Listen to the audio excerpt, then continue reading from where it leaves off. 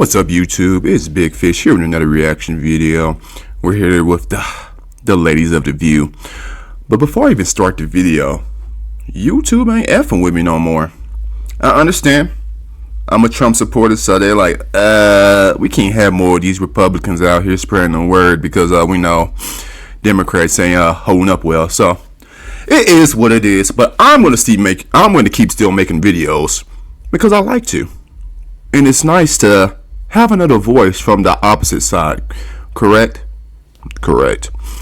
So we got Democratic Senator ELISSA Slotkin in her rebuttal to Trump's addressing top priorities. That rebuttal was trash. It was absolute trash. Go listen to it. She didn't really say anything of significance. She was pretty much promoting herself to let everybody know who she is and where she's from. It was trash. But let's get into the video. First-term Michigan Senator ELISSA Slotkin entered the national spotlight last week when she delivered the Democratic Party's rebuttal to you-know-who's joint address to Congress, which resonated with a lot of Americans. Lord Voldemort. We just went through another fraught election season. Americans made it clear that prices are too high and that the government needs to be more responsive to their needs. America wants change, but there's a responsible way to make change and a reckless way. And we can make that change without forgetting who we are as a country. Don't tune out. It's easy to be exhausted, but America needs you now more than ever. Hold your elected officials, including me, accountable. Organize. Pick just one issue you're passionate about and engage. The way to hold them accountable and responsible is to elect these mother truckers out. Get them out of here.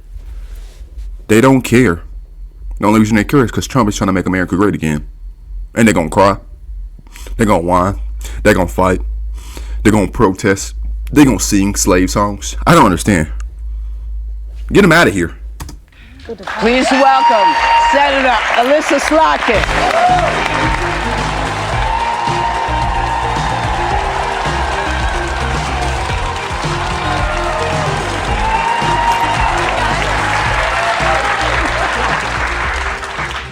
She gotta be hot in that damn brown leather jacket with that black turtleneck. Welcome to the show. Thank you. Senator. Thanks for having me, everybody. So a little bird told. First of all, you get very high marks for your speech. You saw the response right now. Yeah. And we were cheering you on also.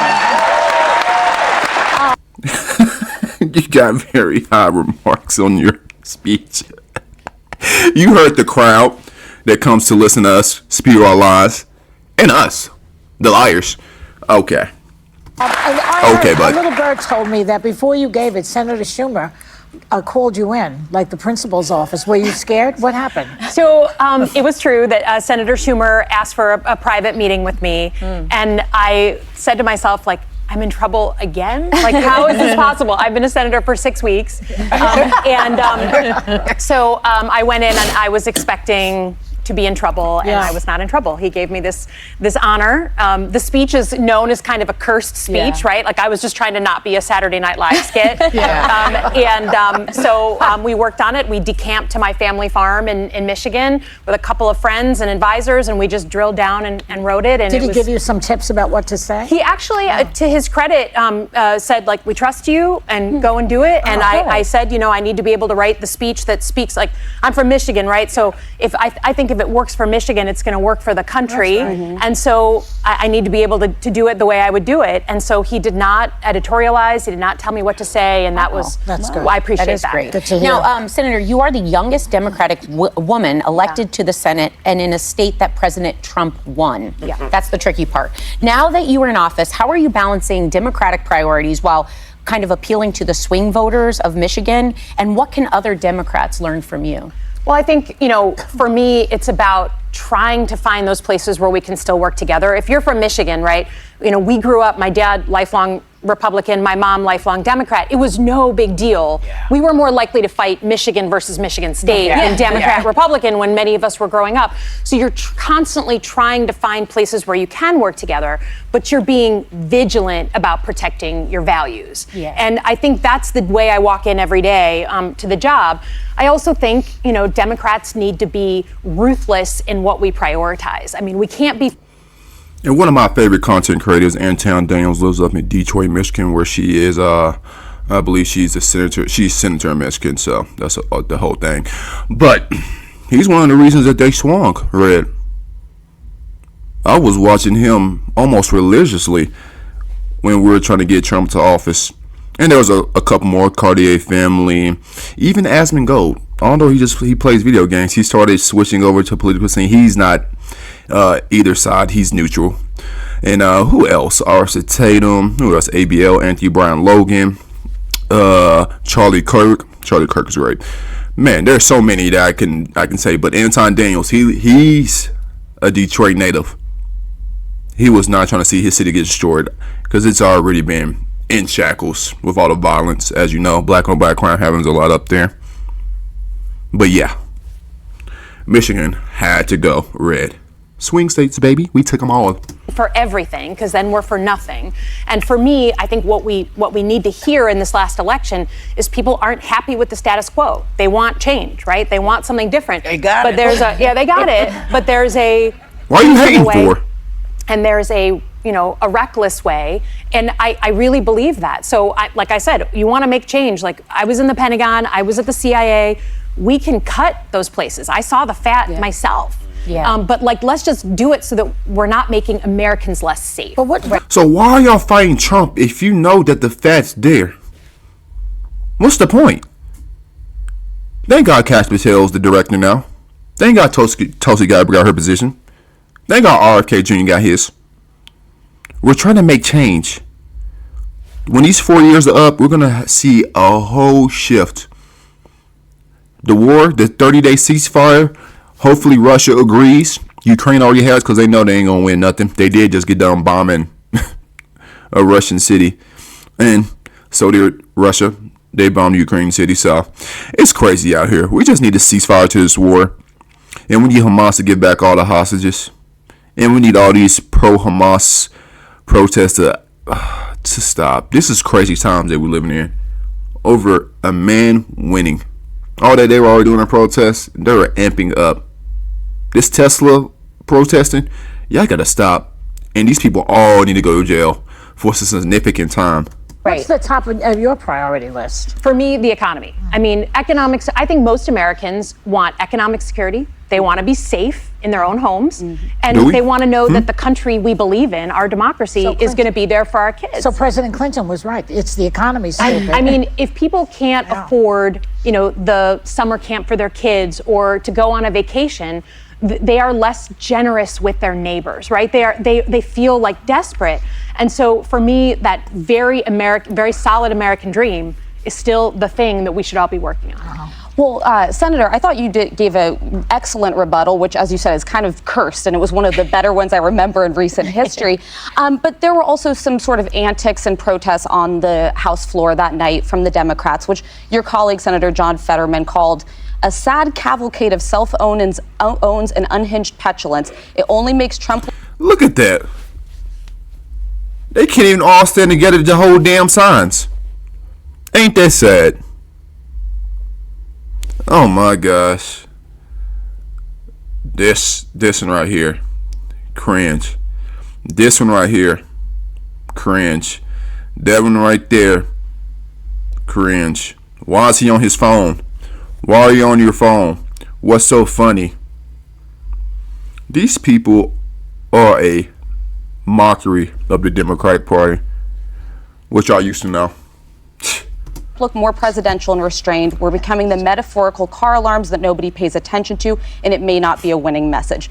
Do you agree or disagree with Senator Fetterman? So, I think what you saw on the House floor was like people feel like passionate, like that. I identified with the frustration that my colleagues had, right? What frustration? Standing up and that comes from a real. Y'all couldn't stand for a kid who was beating brain cancer. Y'all couldn't stand for a kid who got accepted into freaking West Point. Y'all couldn't stand for Riley. Y'all couldn't stand for Lincoln Riley. Ooh, what are we talking about? Plays. I think I just prefer myself to do it in a different way. And I think you got to be for something. You can't just be against. But not the what Trump's cards. doing. The cards. I think that, look, I don't think it's a secret to anyone that Trump has Democrats on their heels. I don't think we need to like pretend that's not happening. You know, admitting you have a problem is the first step to recovery. Yeah. And I think that the you know, people are trying different things. And it doesn't mean I love every idea, but I identify with that need to try and do something. Yeah. Right. Yeah. Well, Senator, Karine Jean-Pierre was here on our show, and she said, quote, "We have to have a sense of urgency as we move forward, and we cannot do it the way we have in the past. This is not normal. It's a 5-alarm fire."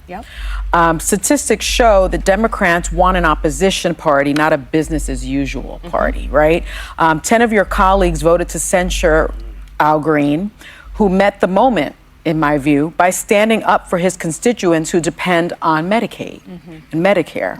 Why are you and other Democrats, some people say you and other Democrats are playing it safe and quite frankly not meeting the moment, playing by the rules when it's clear that the Republicans have thrown out the rule book? Yeah, I think, look, I mean, to me, again. Really? The Republicans threw out the rule book? So we ain't trying to put Trump in jail? Y'all didn't just throw out the rule book on that? Bring up all these false 34 charges, really? He beat it and became president, and now y'all mad? Really? This is why y'all up here on a panel screaming y'all little heads off? Because if y'all didn't have Trump, I don't even know if y'all would have a show, technically. That's all y'all can talk about now. I ain't never seen this show in the past. But the first time I started watching this show, geez, that's all they could talk about. Trump lives rent-free in their head. Woo! Representing a state where people voted for Trump and voted for me, I have responsibility to represent my entire state. But I don't think there's anyone who feels like what's going on right now is normal, even if you voted for Trump, right? I think there's a feeling in the country. I mean, I often say this, you know, we're about to turn 250 years old, right? We're still pretty young for a country. These are our like our angry teenage years, right? We are going through this push and pull where we're happy, we're sad, we want this, we want that. And what do you do when you have a teenager who's threatening themselves and others? You just try to get them through this period alive so that their brain can fully form and you can come back to kind of what Are a you country. talking about Trump? No, I'm talking about our country. We're pendulum swinging. We're pendulum swinging. And so for me, I think that I don't think there's a. You're talking about a grown man? No, she's not. She's talking about these little babies out here who are crying over nothing. Y'all live in the most serious place. Y'all can do whatever y'all want and y'all still cry. We voted for this man. Pass this baton like we're in a track race. It was Trump's time, baby. It's Republican time, honestly. I ain't going back into the office for, I don't know, another 100 years. The Y'all single better American assassinate feels everybody. like this is normal, and therefore the think response. it's a 5-alarm fire? I think what the president is doing to our economy, you all just talked about it this morning. I mean, like, sorry, people may not know the federal budget. They know their own home budget, and they know exactly how much they're spending. So Okay. We really about to try to talk about the economy when y'all destroyed that. And Trump's coming in to fix it. We always saw Canada bend the knee. They try to rise tariffs on us. Boy, if you don't stop. Trump shut that down. Made them boys bend the knee. Stop. Absolutely stop. Y'all not winning. Senator, you might want to switch sides because it's starting to look ugly for y'all. Quite ugly. YouTube is not loving me right now. But like I said, I'm gonna keep pushing out these videos and y'all just keep tuning in. I'm gonna spread this word one way or another. Success does not come easy. It's meant to be hard. Just keep pushing. Whatever you're doing, pushing. Go down to the comment section. Tell me how you felt about the video. Hit the like. Hit the subscribe. Thank you. Peace.